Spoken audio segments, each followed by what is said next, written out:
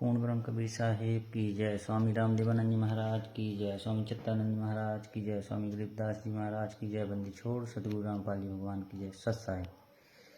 कृपया भगत भाइयों बहनों, कृपया इस पुस्तक को पढ़िए, ज्ञान अमृत एवं षड्यंत्र का विष। और इस पुस्तक से जानिए इन फर्जी सतलोक आश्रमों में जो आज ये भंडारे करा रहे हैं, ये बिल्कुल सतगुरु रामपाल जी महाराज जी के वचनों के खिलाफ हैं। परमात्मा ने कहा था कि भंडारे गुरु की आज्ञा से होते हैं, गुरु के सामने होते हैं। और जो हम गुरु को दान देते हैं, दशवांश, जो गुरु को दर्शन करते वक्त उनके हाथ में देते हैं, लेकिन आज हमारे दान का पैसा नहीं पता कहाँ गया इन आश्रमों में। और ये संत रामपाल जी महाराज जी को जेल में डालकर भंडारे करा रहे हैं।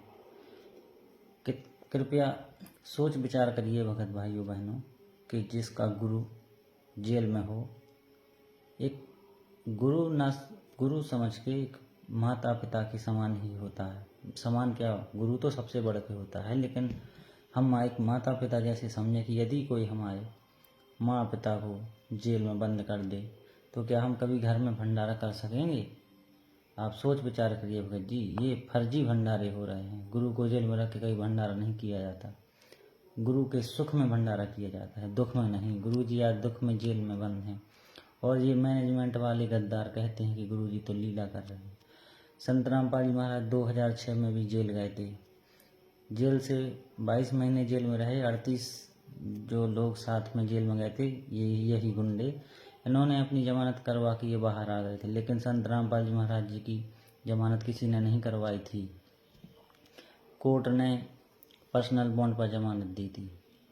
और उसके बाद गुरुजी ने कभी नहीं कहा कि मैं लीला कर रहा था, मैं अपनी मर्जी से जेल गया था। गुरुजी ने कहा था कि मैंने आप लोगों के लिए यातनाएं सही थी।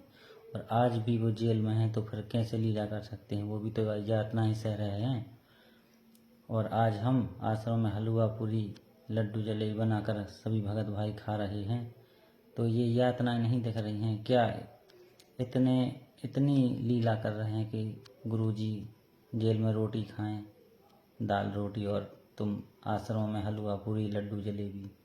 कृपया सोच विचार करिए भगत जी, फर्जी आश्रम मत जाइए।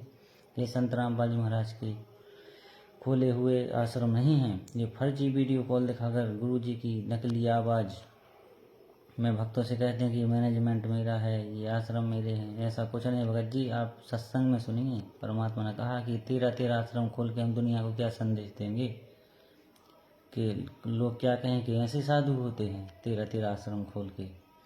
तो परमात्मा ने कहा था कि एक आश्रम बना के और उसमें सभी प्यार से रहें।